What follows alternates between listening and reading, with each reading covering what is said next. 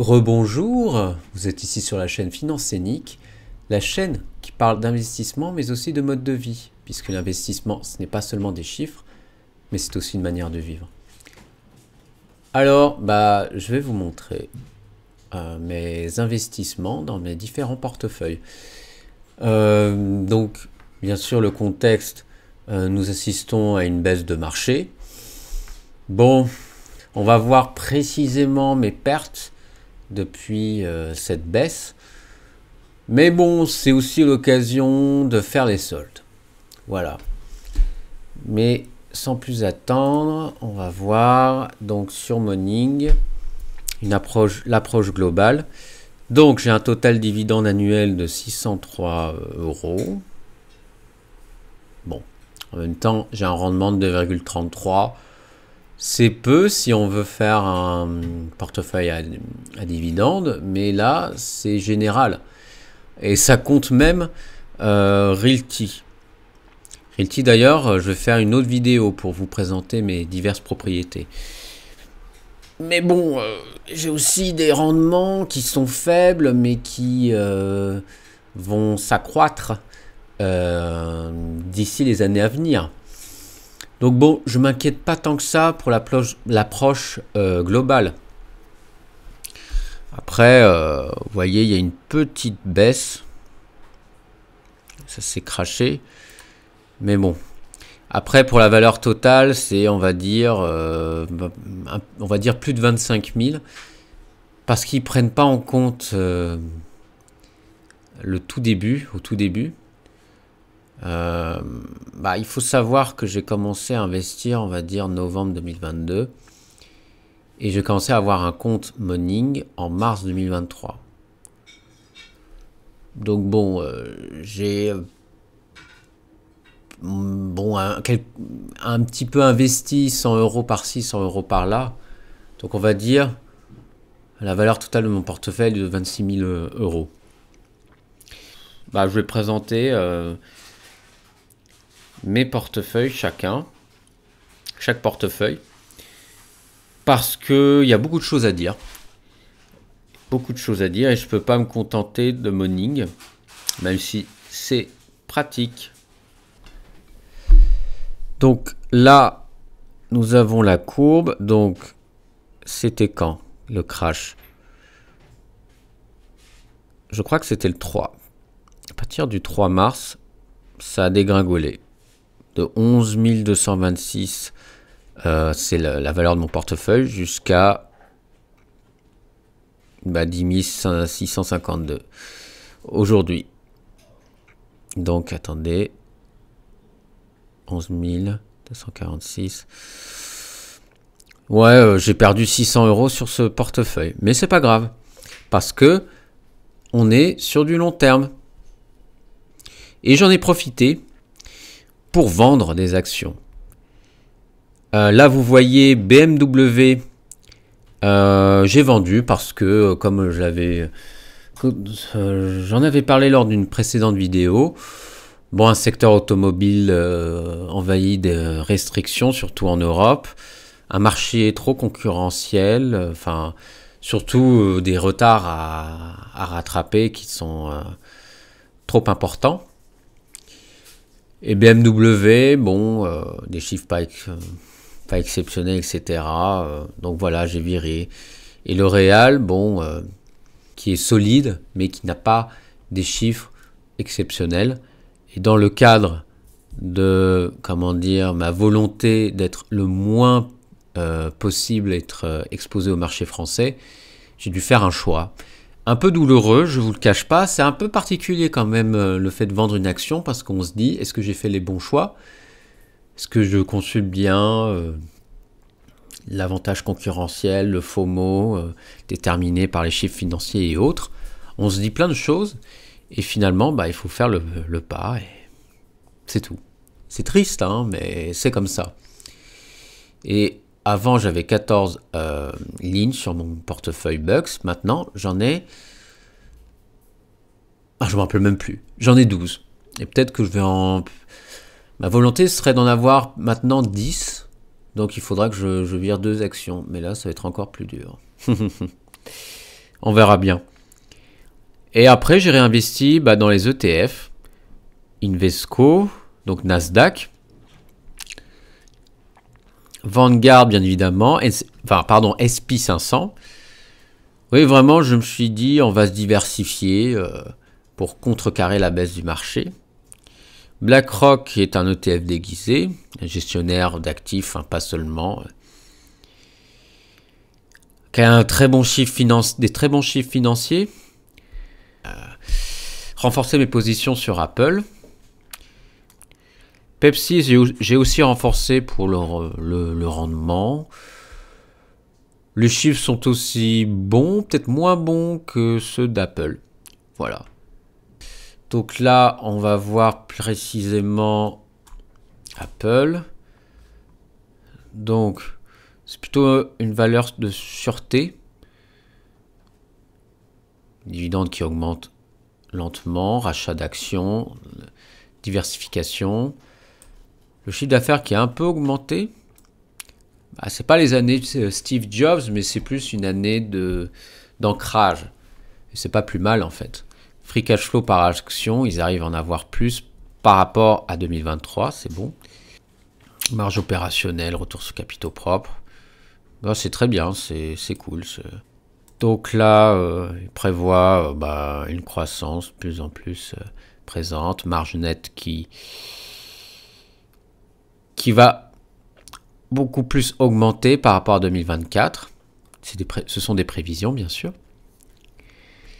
Donc là, les chiffres sont bons. Trésorerie qui augmente un peu, mais le EBITDA, flux de trésorerie libre, va sûrement augmenter. Donc, il n'y a pas de problème pour ça. Ensuite, Pepsi. J'en ai peu parlé de Pepsi. Pepsi, c'est beaucoup plus... c'est une marque américaine, mais c'est aussi un groupe. Là où il y a les Quakers, les marques de céréales Quakers. Donc, ça va augmenter son rendement. Il n'est pas énorme. C'est un bon rendement. Peu risqué, etc. Et là, ça a un tout petit peu augmenté son chiffre d'affaires. Il y a moins de free cash flow. Bon, pour la trésorerie, on verra bien. La marge nette a un petit peu augmenté. Bon, ils arrivent même à enlever leur dette. Bon, tant mieux pour eux. Ensuite, il prévoit... le PER. Oui, bon, un PER, c'est sous-estimé. Tant mieux. C'est bien comme ça, l'action sera évaluée moins cher. Résultat d'exploitation qui va augmenter. Il prévoit un résultat net en augmentation par rapport à 2024. C'est moins important qu'Apple, mais bon. Voilà. C'est quelque chose de solide. Et même, je crois que les trésoreries dette est en négatif, d'après ce que je comprends. Trésorerie moins dette. Donc ils arrivent à avoir moins de dette. C'est un peu c'est de la tautologie, mais bon, que voulez-vous?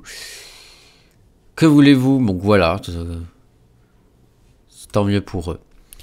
Donc, en résumé, j'avais, je crois, un rendement 3,21 non réinvesti. Là, j'ai baissé à 2,94. Voilà, c'est normal. Hein. Je me suis contenté de rendements plus faibles, mais qui durent plus dans le temps. Voilà, donc on va aussi ensuite voir le portefeuille trading 212. Là, on va essayer d'accélérer. Oui, j'étais là, 11 668. Et bon, 600. C'est pareil. Oui, bon, c'est pareil. Plein de valeurs qui baissent là actuellement. Donc oui, il y a eu des baisses, mais bon. En soi, j'ai pas fait de vente.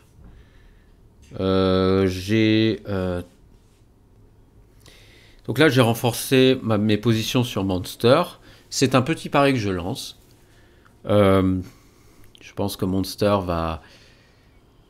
Il y aura, en tout cas, la volonté de s'exporter vraiment à l'international, à toucher d'autres secteurs. Il y a des chiffres très solides. Bon, c'est un pari. J'en profite. Deux actions d'Applied Materials, c'est une entreprise de semi-constructeurs, il me semble. J'ai renforcé des ETF capitalisants pour contrecarrer la crise. Je me suis permis aussi de renforcer Nvidia. J'ai aussi acheté Microsoft, voilà. Parce que Nvidia, on pensait que ça allait chuter, mais ils ont fait un record absolu, etc. Bon, voilà, donc je suis content. Là, en résumé, bon, retour 33%, etc. Voilà. Et donc, on va finir par mon autre portefeuille.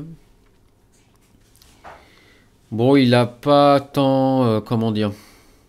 Est-ce qu'il a baissé un peu? 3 mars. Non, c'est... Parce que ils expliquent que c'est un portefeuille équilibré, enfin qui se veut être équilibré. Bon, il y a des obligations aussi pour contrôler l'inflation, mais l'inflation est moins grande. Bon, après c'est un portefeuille expérimental. Après, j'ai viré une position que j'avais. Voilà, donc j'ai 11% d'obligations, 37% d'ETF et 50% d'actions. Voilà, donc ça se veut être équilibré. Voilà. Et donc, j'ai viré j'avais un ETF Nikkei.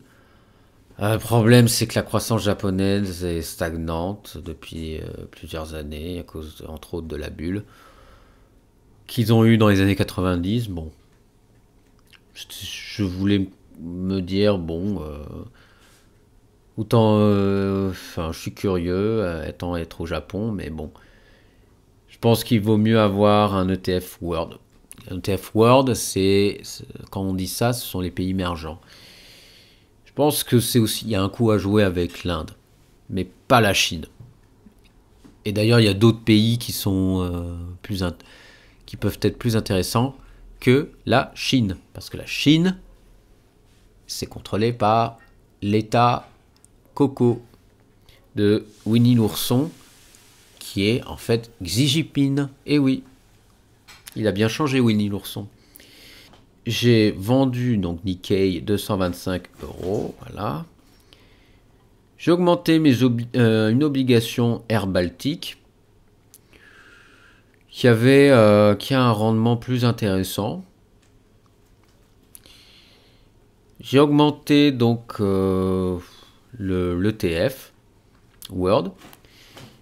Et j'ai bien sûr renforcé Caterpillar. Alors Caterpillar, j'en ai pas parlé, parce que Caterpillar, c'est pas seulement une entreprise de chaussures. Enfin, en tout cas, j'en ai peu parlé. Donc Caterpillar, ratio cours-bénéfice, il est bien. Au-dessus de 30, ça commence à sentir le roussi. Payout ratio est bien. Une dent qui augmente un peu, très segmenté.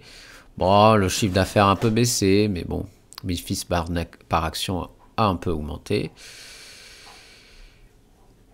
Marge opérationnelle, marge nette a augmenté. Bon, c'est quand même une très bonne action. Ils ont même réussi à enlever leur dette. Voilà. Qu'est-ce que je peux dire d'autre? Bah non, Voilà, bah écoutez, j'ai un peu plus investi. Bah avec les ventes, je crois que j'ai investi en tout plus de 1 000 € en tout sur les 3 portefeuilles. Parce que c'était les soldes et voilà. Et donc n'oubliez pas, ne cédez pas à la panique. Profitez des baisses pour acheter. Voilà. Et j'en ai profité pour utiliser un petit peu mes réserves pour acheter plus. Voilà. Bah écoutez, c'est tout pour moi. N'hésitez pas à activer la cloche de notification, à laisser un commentaire. Et j'ai des liens, par exemple un lien Realty qui permet d'investir dans l'immobilier avec les cryptoactifs, et un lien Moning qui permet de tout simplement synchroniser vos portefeuilles et d'avoir des informations liées aux actifs dans la bourse et aussi dans les cryptos. Voilà. Écoutez, je vous souhaite une bonne journée. Ciao!